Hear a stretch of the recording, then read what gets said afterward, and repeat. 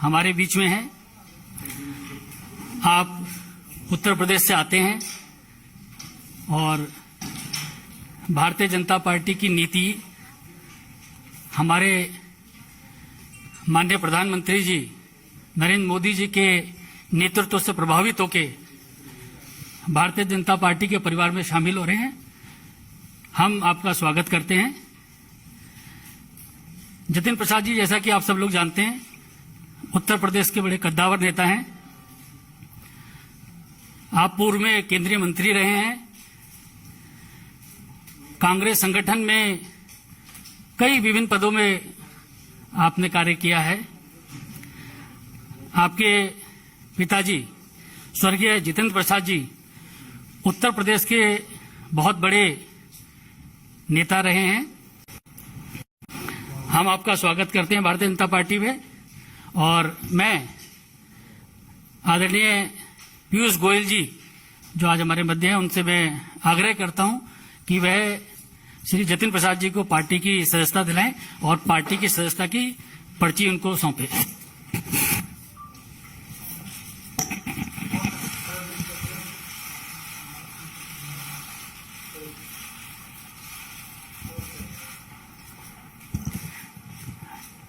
आदरणीय पीयूष गोयल जी बुके देके आपका स्वागत करें।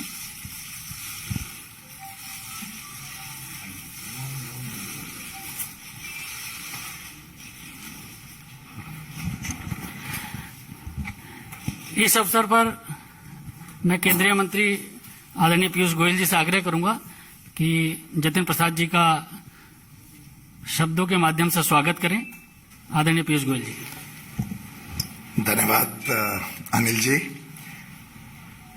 माननीय जितिन प्रसाद जी ने बहुत ही छोटी आयु से उत्तर प्रदेश की सेवा में अपना पूरा जीवन झोंक दिया।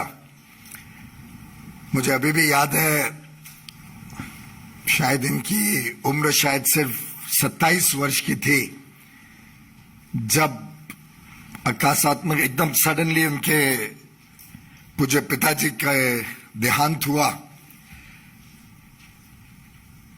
और ये मुंबई में तब काम करा करते थे, बहुत अच्छे पद पर थे। दोन स्कूल से पढ़ाई की, श्री राम कॉलेज से, दिल्ली के विख्यात कॉलेज से पढ़ने के बाद एमबीए करने के बाद अपने काम में लगे थे जब बहुत छोटी उम्र में उनको परिवार को ये धक्का पड़ा। लेकिन छोटी आयु में भी उन्होंने जिस प्रकार से पूरे उत्तर प्रदेश में दौरा किया, उत्तर प्रदेश के अलग अलग जिलों में जाके अपनी प्रतिभा से, अपने काम से लोगों का दिल जीता। 2 बार पार्लियामेंट में अच्छे मतों से जीते। पहली बार शाहजहांपुर से 2004 में, और जिस प्रकार से उन्होंने पूरे उत्तर प्रदेश की राजनीति में एक बहुत प्रमुख भूमिका वर्षों वर्षों तक निभाई, वो हम सब देखा करते थे। इनके पिताजी का भी बहुत बड़ा योगदान था वर्षों वर्षों तक कांग्रेस में, और कांग्रेस पार्टी हो, कांग्रेस की सरकारें हो, उसमें बिना कोई पद के उन्होंने जिस प्रकार से सेवा करी थी देश की, वो हम सब भली भांति याद करते हैं। केंद्र सरकार में भी मेरे मित्र जितेंद्र जी अलग अलग विभागों को देख चुके हैं।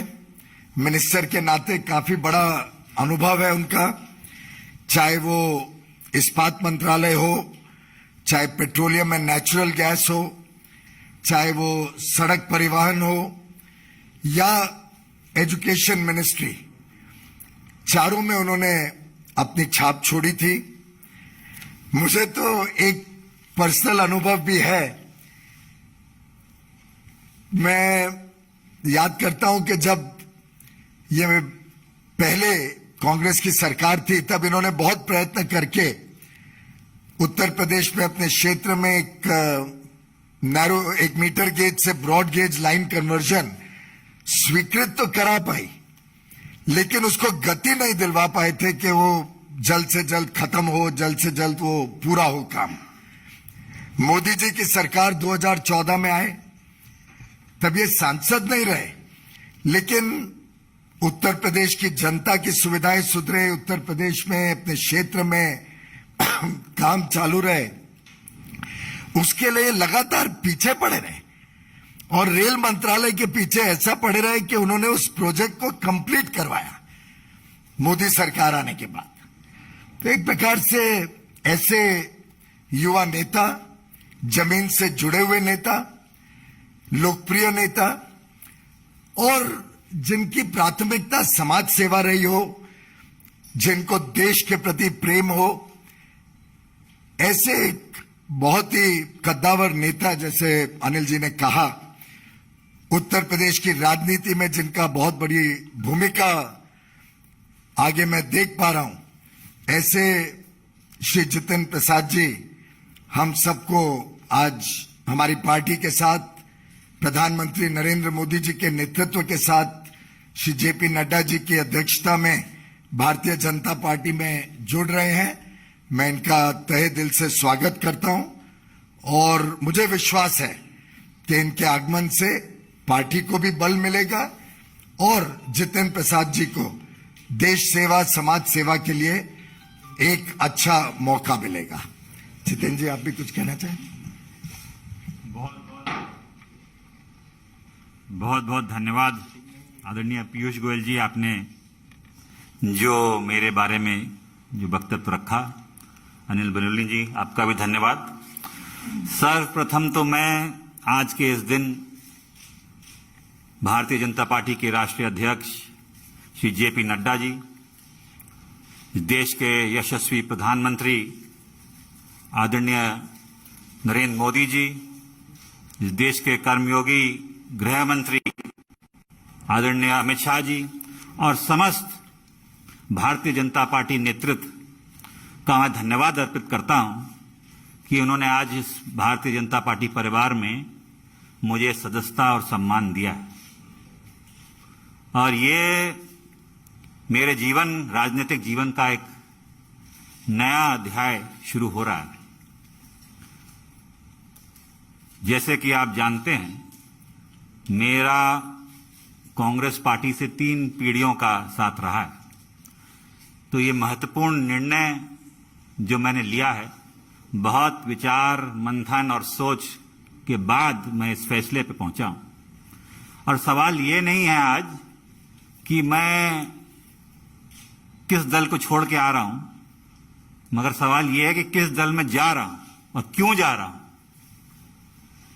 ये मैंने पिछले कुछ वर्षों से, 8-10 सालों से महसूस किया है अपने अनुभव में, राजनीतिक जीवन में, लोगों से मिलकर भ्रमण करके देश भर में, कि अगर आज कोई इस देश में असली माने में कोई राजनीतिक दल है जो संस्थागत इंस्टीट्यूशनल दल है, वो भारतीय जनता पार्टी है। बाकी दल तो व्यक्ति विशेष और क्षेत्र के हो गए, मगर राष्ट्रीय दल के नाम पे अगर आज भारत में कोई दल है तो भारतीय जनता पार्टी है। और जिस चुनौतियां और परिस्थितियों से हमारा देश और विदेश में भी, हमारी सीमाओं पे भी जो चुनौतियों का सामना कर रहा है, उसके लिए अगर आज इस देश हित में कोई दल और कोई नेता सबसे उपयुक्त और मजबूती के साथ खड़ा है देश हित में, तो भारतीय जनता पार्टी और प्रधानमंत्री नरेंद्र मोदी जी। ये जो दशक है, ये भी मैंने एक वक्तव्य सुना था प्रधानमंत्री जी का, कि निर्णायक होगा भारत के लिए, आने वाली पीढ़ियों के लिए। भारत विश्व पटल पे क्या भूमिका निभाएगा, वो यहां सरकार तय करेगी और नेतृत्व तय करेगा। और प्रधानमंत्री जी रात दिन भारत की सेवा में निस्वार्थ लगे हुए हैं। हम देखते आए हैं, हमने चुनौतियों का सामना भी किया, जनता ने हमें दरकिनार भी किया है, तो हम जानते हैं कि उनके प्रति देश की भावना क्या है, प्रधानमंत्री जी के प्रति। और वो जो नए भारत का निर्माण कर रहे हैं, उसमें मुझे भी एक सदस्यता जो आज मैंने ग्रहण की है भारतीय जनता पार्टी की, एक योगदान छोटा सा करने का भारत के प्रति, भारत की जनता की आने वाली पीढ़ियों के प्रति करने का अवसर मिलेगा। ये मैंने विचार करके इस निर्णय पे पहुंचा।